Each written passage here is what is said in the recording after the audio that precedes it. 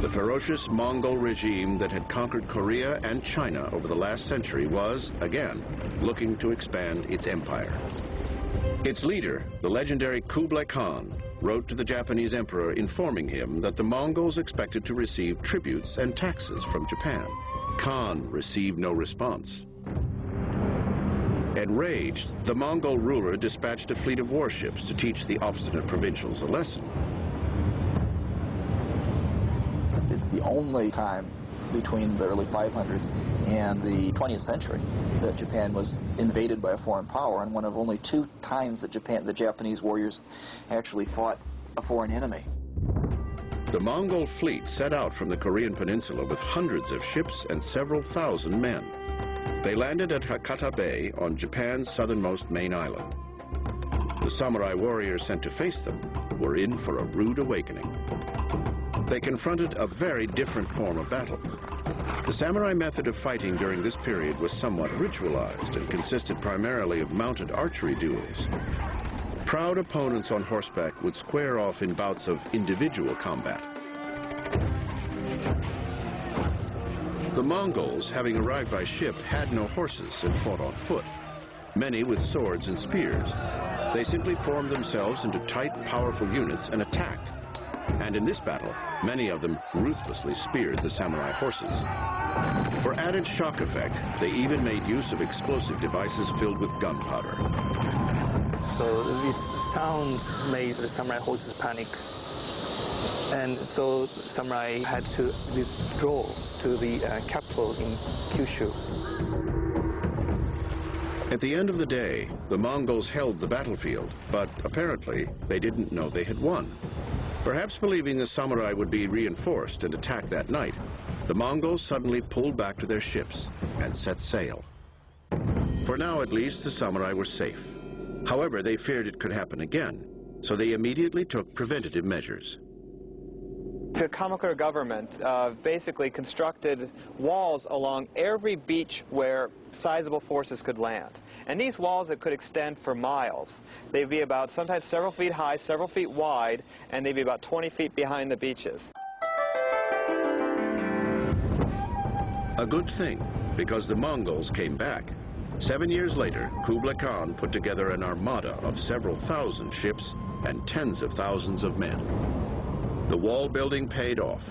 This second Mongol fleet was forced to remain afloat for weeks, depleting food and water supplies, while they looked for a suitable place to land. Meanwhile, the Japanese readied themselves for a horrendous battle. They prepared to fight, and they prayed. Coincidentally, the prayer must have worked, because nature soon intervened. A storm of the century swept in and obliterated hundreds of Mongol ships. There was a typhoon.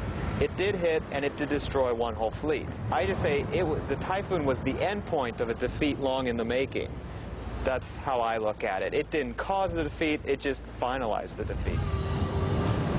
This typhoon is the reason we have the phrase kamikaze today.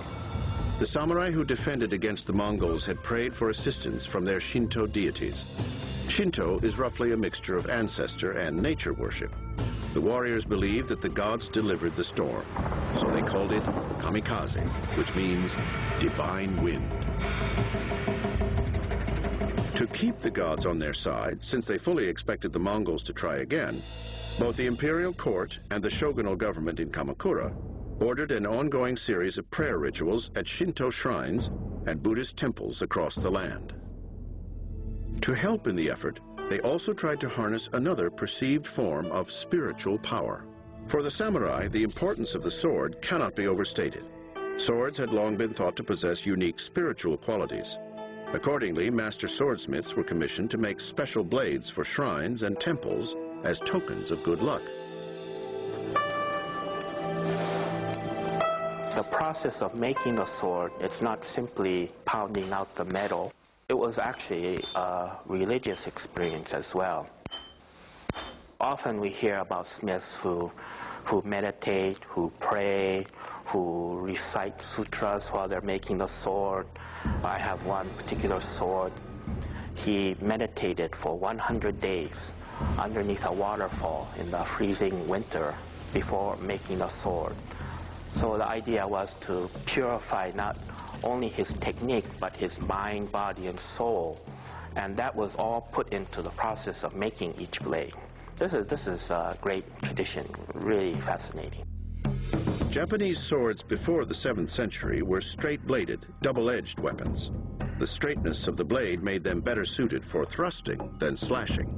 When the sword hits something, there is an impact. With the straight-edged sword, that impact comes straight to the hand. But the design of the arched sword makes the impact less. Another benefit of a curved sword is that it is easier to draw from its scabbard when worn at the waist. To take advantage of these benefits, over time, swords made in Japan gradually took on more and more blade curvature. The sword took its final shape in the mid to late 7th century. This is the curved single-edged blade. From this time, maybe we can count over 40,000 smiths throughout the history of Japanese sword making up to the present day. Perhaps the most renowned swordsmith of all time was a man named Masamune. He lived and worked some 750 years ago, right at the time of the end of the Second Mongol invasion. He, in fact, was one of the smiths asked to make good luck swords to help prevent the Mongols from returning. It must have worked, because the Mongols never threatened Japan again. Incredibly, Masamune's legacy continues today. Modern swordsmith Yamamura Tsunahiro is the 24th generational descendant in the Masamune line. In a rustic shop in Kamakura, Japan, he and several apprentices still forge masterworks of martial steel in the traditional manner. Working together, the students wield the massive hammers that actually shape the hot steel, while the master taps out instructions to guide them.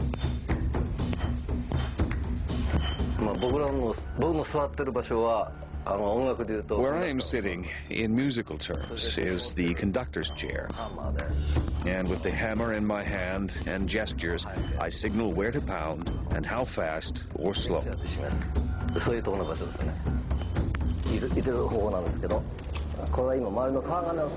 Throughout the process, Yamamura occasionally rolls the steel mass in a mound of charred straw ash to add carbon. The amount of carbon a sword blade contains determines its flexibility.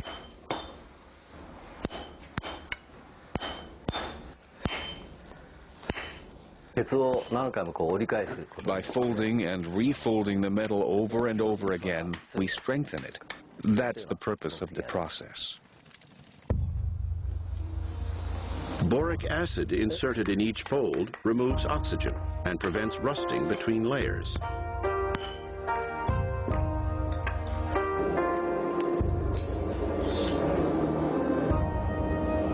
It takes about 2 weeks to complete the process, a long wait for an eager client. The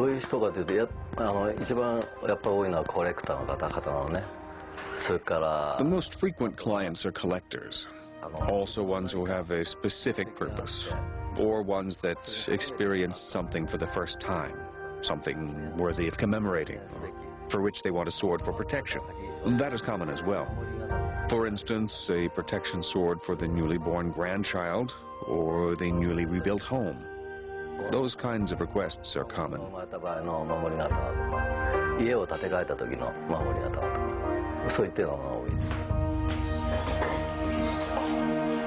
Asked what it means to him when he holds one of his completed and autographed blades in his hands, Yamamura admits to his immense gratification.